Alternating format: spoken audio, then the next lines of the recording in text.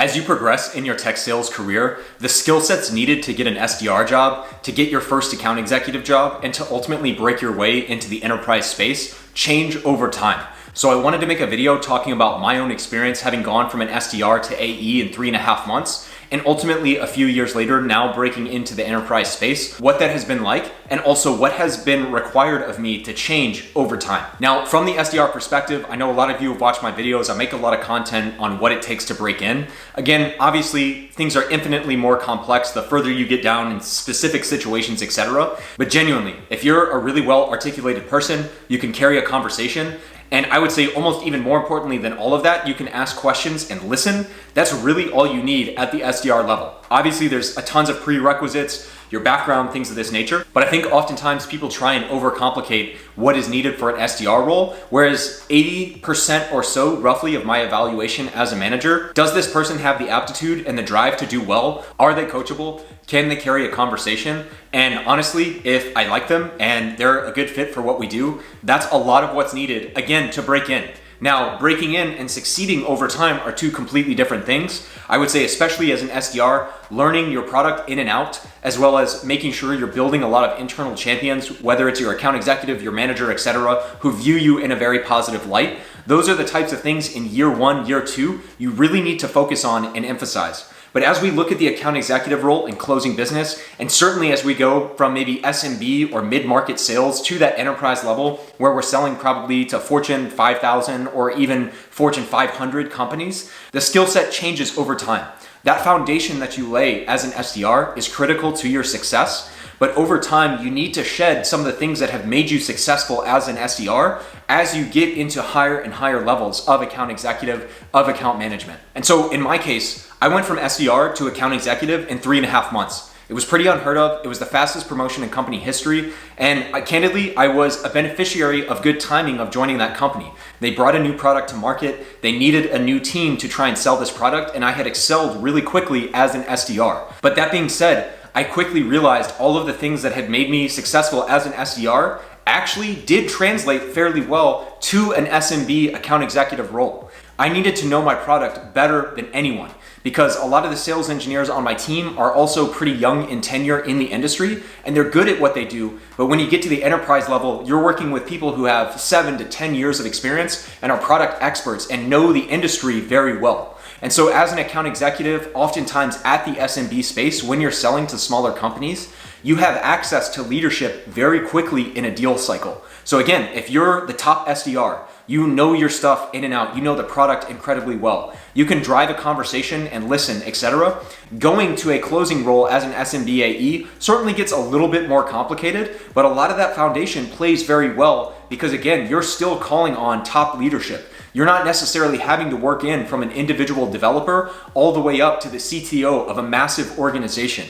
And candidly, these small companies, a lot of companies in tech, their SMB AEs are more junior members. And it's not being disrespectful to the people that are in those roles, but if you just look at the law of averages, because a lot of those sales reps in SMB positions have less tenure, many of the types of reps that companies are talking to generally have a smaller and lower skill set. And so they get very frustrated by salespeople, and especially in the small business space. If you're that SMB AE that is absolutely locked in on your product, you're incredibly sharp, you drive meaningful conversations, it's very easy to get a lot more wins right out of the gate, and that's something I experienced personally.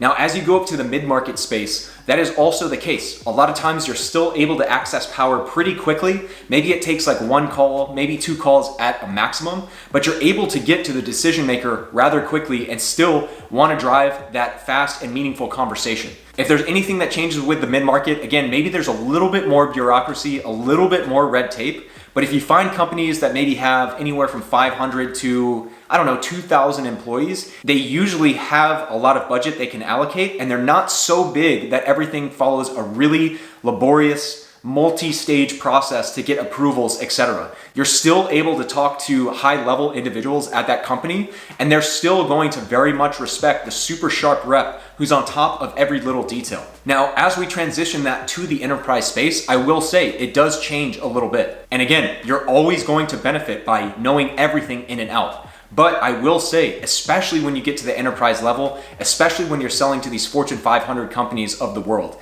A lot of times they have very, very talented individuals in their senior engineering roles, in solutions architect roles, obviously at the CTO, the VP of engineering.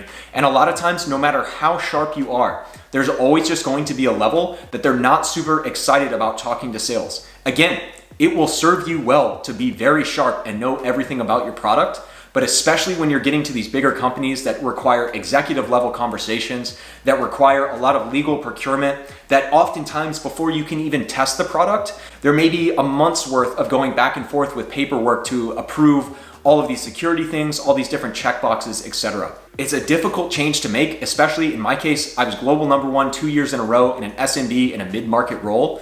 Going to that enterprise space now, you have to leverage a lot of the assets at your disposal way more and take more of a management role as opposed to being the top guy. And what I mean is oftentimes if you get a senior solutions architect at Apple, I don't know, I'm just making this up, right? But if you get one of their top individual contributors, a guy who's been there for 10 years, has worked on the architecture of iOS from day one or whatever it might be, right? These people do not want to have a surface level conversation with sales. They'll take maybe one.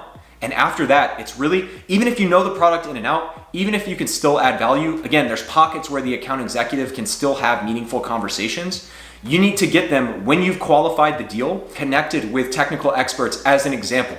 Now, in parallel, it is on you to work your way up and try and speak to more managerial level positions, but also, even if you have a great conversation with a manager, many times, again, at these huge companies, they want access to executive power at your own company as well. And so not only are you bringing in the solutions architects that have been at your company or been in the space for a decade, right? And they're driving the conversation that you normally drove in the SMB and mid-market space. But also when you're having a lot of these closing motions, when you're working through these contracts that take 8 to 12 months to even close in the first place, oftentimes it takes executive sponsorship from your VP of sales, from your CRO. And it's definitely not unheard of for large opportunities to have the CEO, even of public companies, hop in on a deal to make sure that everyone is in alignment and that they have almost as a show of support that, hey, we will do whatever it takes to make you successful, right? And again, that foundation that you lay as an SDR is beneficial. I am never going to sit here and say, don't be an expert on your product. Don't study sales, right? If there's anything that's made me successful relative to some of my peers in the past, it's that year one and year two, I was laser focused on my job 9 to 5, and I took every opportunity after hours to listen to a podcast, to read sales books, to meet other salespeople that could challenge my perspective, that were ahead of where I was, right?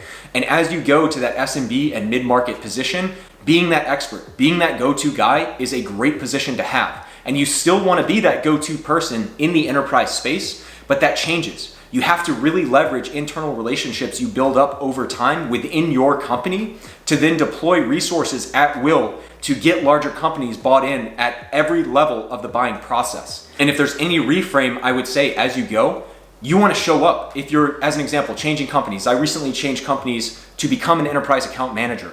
And I have built a lot of rapport. I still have a long way to go. I still have tons to learn. But by coming in and being prepared for every single meeting that I've had, coming in and knowing a lot about the product, even more than some reps who have been there for a year or more, right?